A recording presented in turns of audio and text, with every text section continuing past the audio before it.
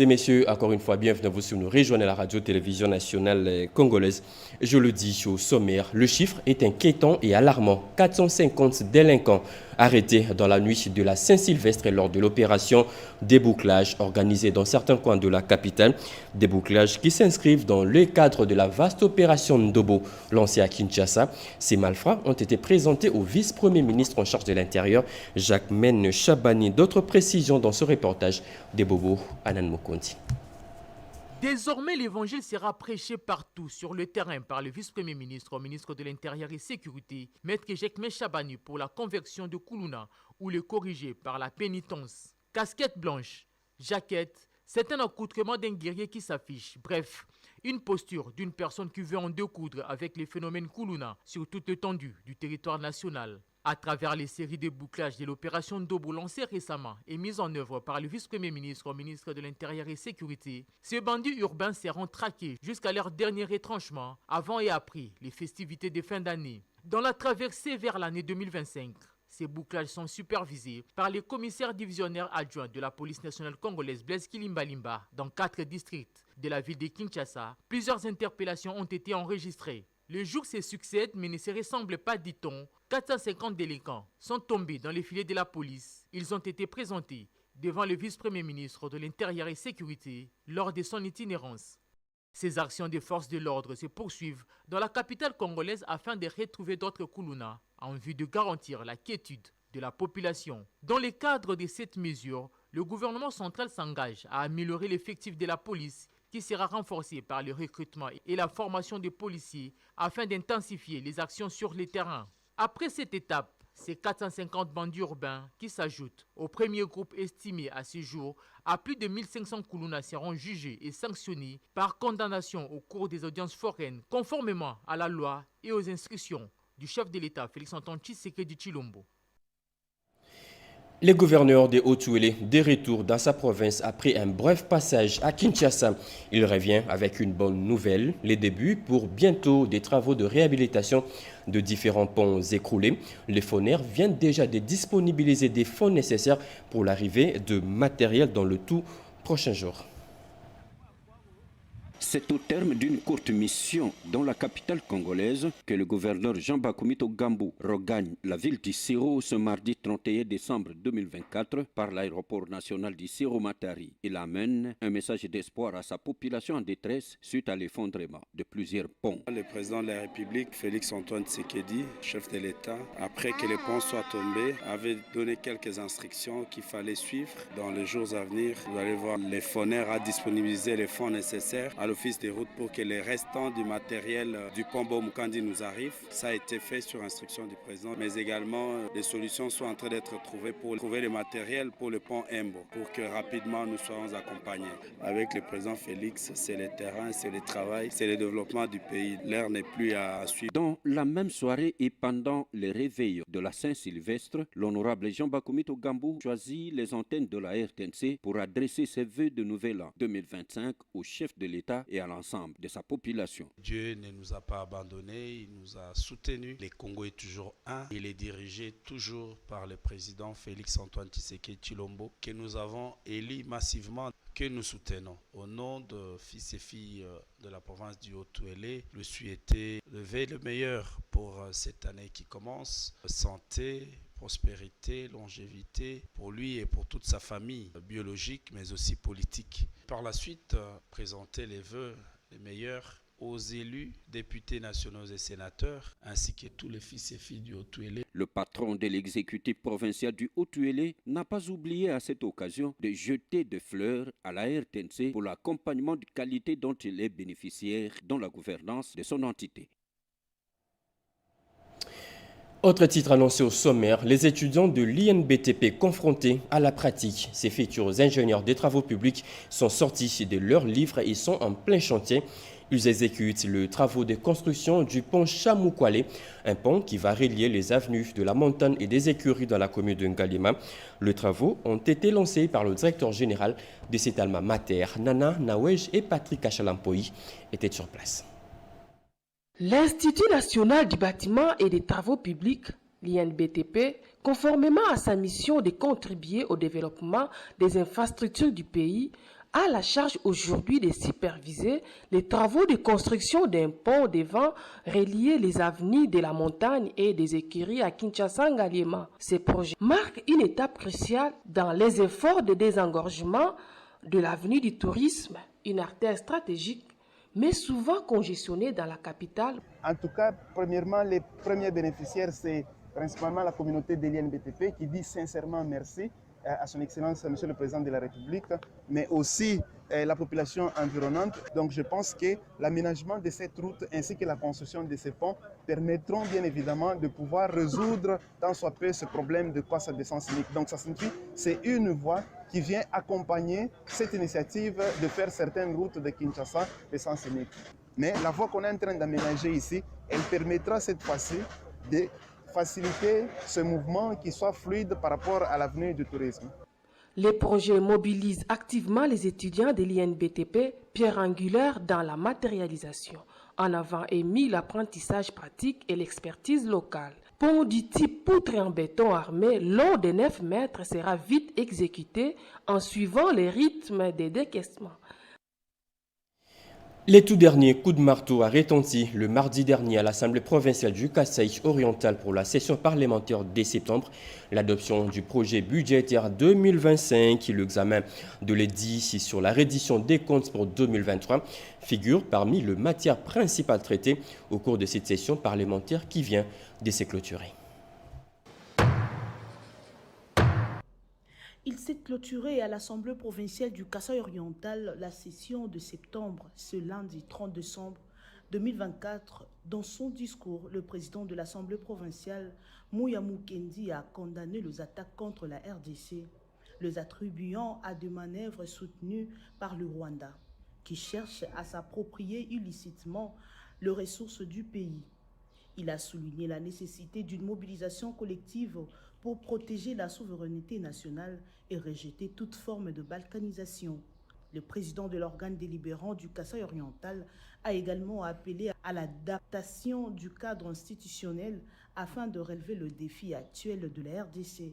Au cours de cette session, l'Assemblée provinciale a doté la province du Kasaï oriental d'un budget pour l'exercice 2025. Nous avons donné les moyens de la politique du gouvernement provincial. Pour l'application efficace de cet instrument de gestion du gouvernement provincial, j'instruis la Commission économique et financière de l'Assemblée provinciale de demander aux ministres provinciaux en charge de l'exécution du budget de la province de lui transmettre trimestriellement les documents et les renseignements relatifs à l'exécution budgétaire. Durant cette session, plusieurs matières ont été traitées, notamment l'adoption du projet budgétaire 2025, l'examen de l'édit sur la reddition de comptes pour 2023 et la modification de l'édit budgétaire 2024. La prochaine session, qui s'ouvrira en mars 2025, s'épanchera sur le contrôle parlementaire strict avec pour objectif de veiller à la mise en œuvre des différents projets adoptés. Le sénateur Jean Tshisekedi poursuit ses vacances parlementaires dans le Kasaï central. Sur place, il a longuement échangé avec toutes les couches de la population de Bena Mandé, comme nous dit Tete Bungunja dans ses commentaires.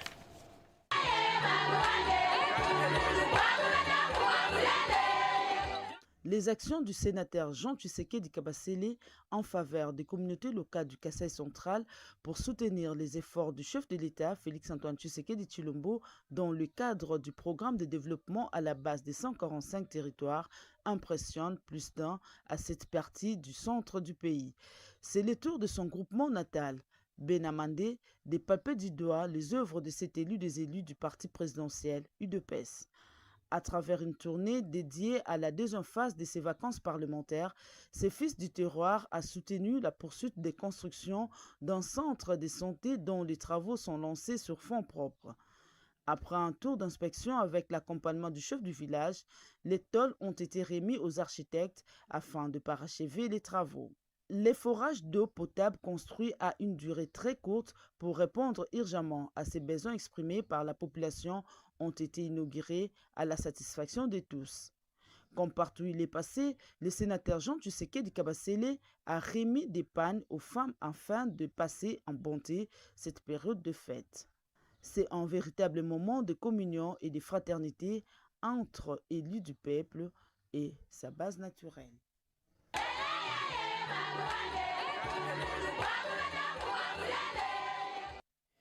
Des patients amaigris et abandonnés dans des chambres délabrées et à la merci de la nature sans suivi adéquat pour leur prise en charge médicale, faute de moyens financiers et matériels.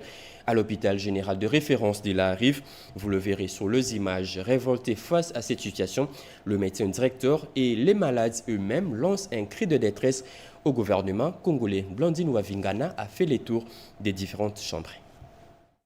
Le célèbre hôpital de la Rive, connu pour sa spécialité de traitement de la lèpre, meurt. La réforme a voulu que cet hôpital devienne un hôpital général de référence où toutes les pathologies sont prises en charge. Malgré cette mutation, l'hôpital ne reçoit presque pas de subventions de l'État. Les patients sont pour la plupart des indigents.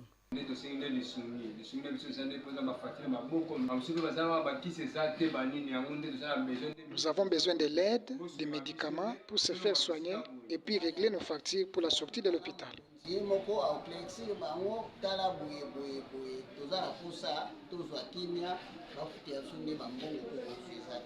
Médecins, infirmières et infirmiers, ainsi que l'ensemble du personnel médical, lancent un SOS aux autorités compétentes pour se pencher sur l'hôpital de la Rive.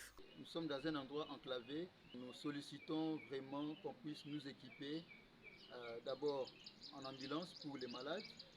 Si on peut avoir 1 ou 2 bis pour la mobilité des agents de l'hôpital de la Rive. Nous avons aussi des difficultés par rapport au matériel. On n'a pas un appareil de radio chez nous ici, pas de banque du sang, un appareil d'échographie, aussi les scanners, nous avons besoin des médicaments. Ce tout premier hôpital de la ville de Kinshasa, qui rend d'énormes services à la population, mérite une attention particulière du pouvoir public. Du sport et du tennis, un match a été organisé à l'université de Kinshasa. Ce match a été disputé par les professeurs des différentes facultés. Une rencontre sportive organisée pour mieux clôturer l'année 2024. Rodépanda. La fin d'une année pour une communauté a toujours été un moment spécial de souvenirs, retrouvailles et de partage. Dans ce cadre, les activités marquant la fin de l'année civile 2024, les professeurs de l'Université de Kinshasa, mieux les clubs tennis des résidents du plateau des professeurs, a organisé ce dimanche 29 décembre 2024 un match amical de tennis. Selon le président du club tennis des résidents du plateau, le professeur Dr Mandoko Nkoli Papi, l'objectif poursuivi est non seulement un exercice physique, mais surtout renforcer les liens d'amitié, de fraternité, les vivre ensemble par la promotion de la santé physique. Nous avons jugé qu'il était bon que nous puissions organiser un tournoi qu'on appelle le tournoi Poto-Poto, de partager les moments agréables sur le terrain, à travers le gouvernement, à travers les bases que le gouvernement pourra mettre en place. Je sais que ça va faire la bonne promotion des tennis à travers la République démocratique du Congo. La personne qui a sponsorisé ce tournoi, professeur Mado Poba, mon épouse. Cette activité organisée avec la collaboration de la professeure Dr Mado Poba a réuni toutes les couches sociales du plateau des professeurs de l'UNIKIN, personnel administratif, ouvriers et enfants. Les clubs tennis des résidents du plateau entend multiplier ces rencontres sportives en 2025. Un appel est donc lancé, personnes de bonne volonté, pour un soutien, car l'exercice physique et corporel contribue énormément à la santé. Les Anamongo de Kinshasa ont désormais un nouveau siège. Cette nouvelle adresse a été inaugurée cette semaine en présence de plusieurs notabilités. Chimène Dondo nous explique.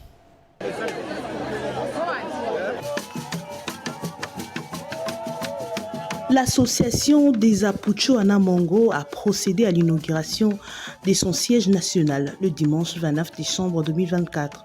Cet événement vise à renforcer la solidarité parmi les ressortissants mongo de la RDC et à soutenir les initiatives de développement du chef de l'État. L'événement, qui s'est déroulé dans une ambiance festive chaleureuse, a rassemblé de nombreux membres de la communauté mongo.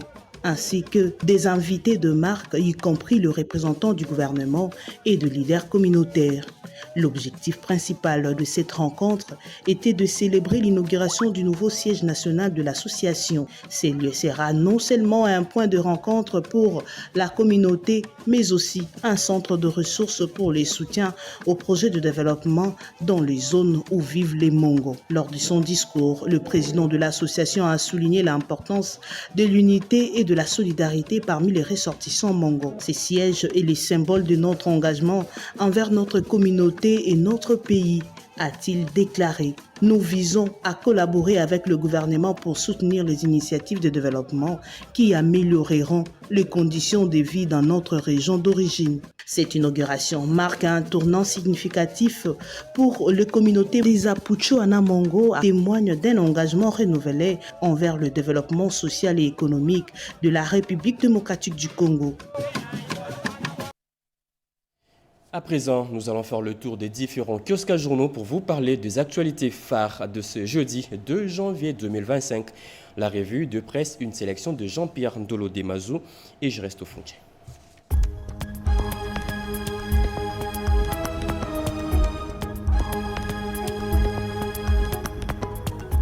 Bonjour mesdames, messieurs et bienvenue à cette revue de presse. RDC M23, 17 soldats congolais condamnés notamment à la peine de mort à Lubero, titre actualité.cd. La sentence a été rendue par le tribunal de garnison de Butembo à Lubero, au nord Kivu. Ces soldats étaient poursuivis entre autres pour meurtre et pillage dans le cadre de la guerre contre les rebelles du M23. Au total, 23 prévenus militaires ont été devant la barre, dont 6 acquittés et blanchis de toute charge, selon le colonel Mak Azukai, porte-parole des opérations militaires de Kanyabanyonga à Eringeti, dans la province du Nord Kivu. Ituri, 3 victimes d'une attaque ADF retrouvées en état de décomposition à Irumu, annonce 7sur7.cd. Ces corps, tous des hommes, ont été découverts par des jeunes à Kamautu, une des localités du village Otomabéré, dans la chaufferie de Walesi-Wonkutu, au sud du territoire d'Irumu, en Ituri. À en croire les sources de la Convention pour le respect des droits de l'homme, des civils innocents continuent à être tués par les rebelles ADF en territoire d'Irumu. Cette découverte intervient après leur passage au village Mambaka, où plusieurs civils avaient été pris en otage. Difficile de confirmer au stade actuel s'ils sont encore vivants ou morts. Saint-Sylvestre à Kinshasa, près de 450 inciviques interpellés, note le potentiel.cd. La fête de la Saint-Sylvestre n'a pas été un jour férié pour le vice-premier ministre, ministre de l'Intérieur Jacquemain Chabani. L'opération Ndobo a traqué près de 450 bandits urbains incarcérés dans plusieurs cachots de la police nationale congolaise dans la nuit du 31 décembre 2024 au 1er janvier 2025 à travers des opérations de bouclage organisées par la police dans 7 districts de la ville-province de Kinshasa. Les parlementaires invités à enquêter sur l'exploitation illicite de l'or dans le Sud Kivu, rapporte Mediacongo.net. Les députés nationaux de la RDC ont été invités mardi 31 décembre 2024 par la coalition Le Congo n'est pas à vendre à diligenter une enquête dans la province du Sud Kivu pour établir les responsabilités dans l'affaire de l'exploitation illicite de l'or dans cette partie du pays. Les ressortissants chinois auraient exploité de l'or pendant 4 ans dans le territoire de Walungu au Sud Kivu sans disposer de permis d'exploitation minière.